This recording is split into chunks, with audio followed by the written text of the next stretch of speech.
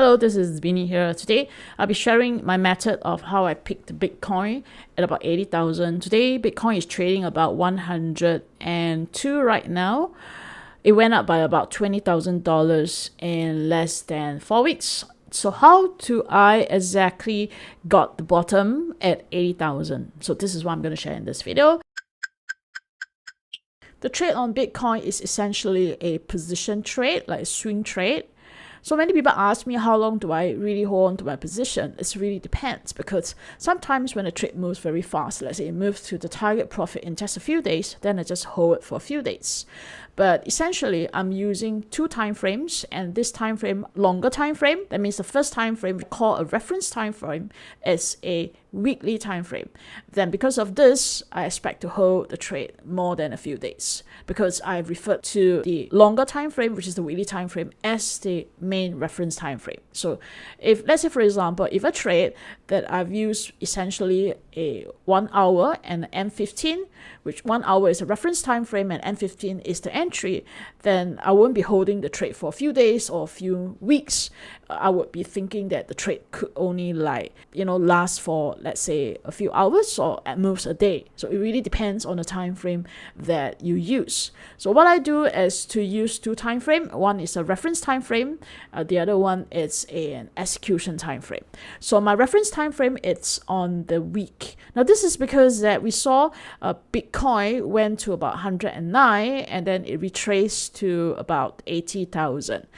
Based on the tech system, let me just roll back a little bit to illustrate what tech system is showing us. Right, so this is the weekly time frame, which is my reference time frame. What tech is showing us is it is in an uptrend because it has formed a higher high. And even when price it's at this region here, about 80,000, it is still showing a higher low as reference to the previous low here.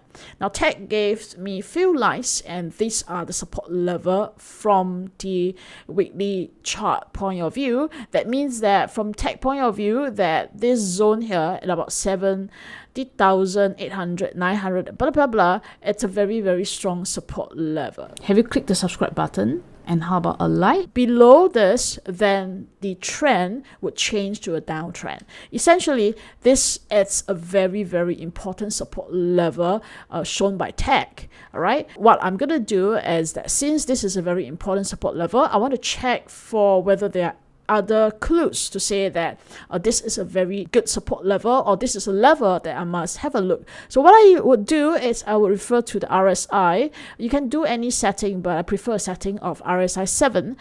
Then I shift it down and check that the RSI is near to the low, which is near to the around the 30 percentile, and that's the oversold region.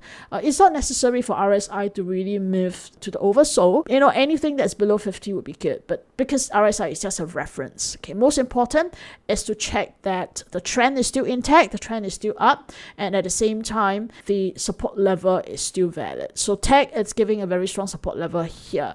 Then what I'll do is that I will get the sense that it's supported. Then I will move to the next lower time frame, which is my day, and see whether there are any clues to say that the down move has stopped. Because if this is a support level, in order for price to move to support level, it means that price must be moving down. So my question here is that if I want to buy, I want to know when price has stopped moving down. So this is a very important part to spot a bottom, and if you're interested to know exactly how I do it, then join me in the May webinar, because I'll be talking about how I spot the bottom. So included the link here to join me in the webinar. So because I will be discussing exactly how I spot the bottom and how you can pick up and use this method essentially for any trades, whether it's stocks or whether it's crypto or FX, it's applicable. Right, so in this case here, I would have to know if it's going to stop, right? First, it will have to clear some resistance level. Because if it doesn't clear the resistance level, it will continue to hit the resistance level and move down to the next support. So if I have gotten a bit of a clue that this is a support level from the weekly chart, I want to know that the resistance level can be cleared. So there are a few ways for you to spot the resistance level, such as, for example, a recent high. So this is a recent pivot high. And how do you see this pivot high? You can switch that into a line chart. You can find that price had a recent high around this level here, which is essentially about 88,000. So this becomes a point for you to say that, hey, look, if it's going to stop moving down, then price needs to move up to show that it stopped moving down, then which would be the resistance it need to clear.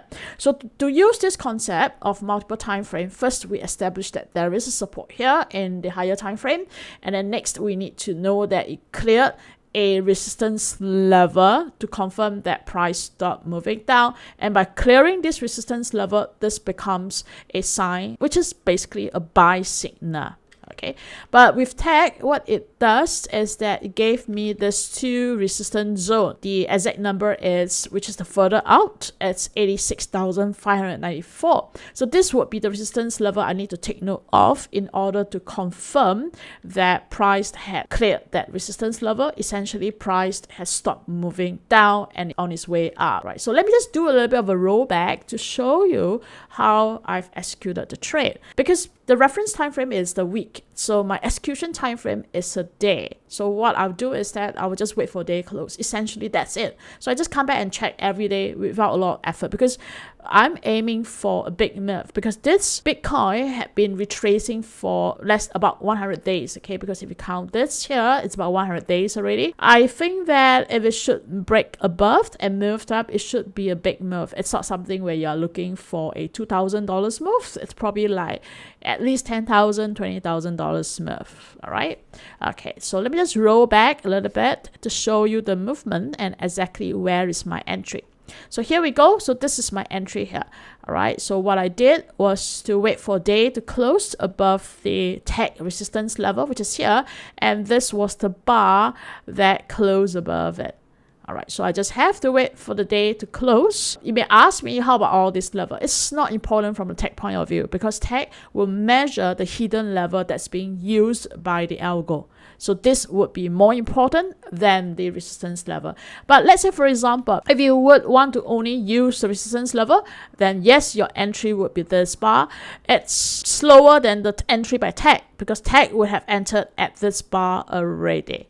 Okay, and then let's see what happened. Of course, that there will be some resistance levels that I'm aiming at, especially if I'm using the reference time frame, which is the week, right? So this would be the previous support that was broken, and hence I'll be aiming the first profit target at around this level here, which is around 100,000 for Bitcoin. So let me just roll that into the day and to show you what happened. Bear in mind that I'm aiming for 100,000 as the key level. So today price is about 104. So I have actually shifted my stop loss to break even and have taken out some of trades for my profit, right? But still, some of trades are still rolling on a trailing stop. Head to subscribepage.com/Tor ebook. Insert your email for instant access to our ebook on wash and rinse. You get a detailed walkthrough on how to use wash and rinse on stocks, indexes, gold, and crypto. Click the testimonial tab too. Find out why our community loves the no-brainer 100% cashback Tor course. Alright, let's continue with the video now.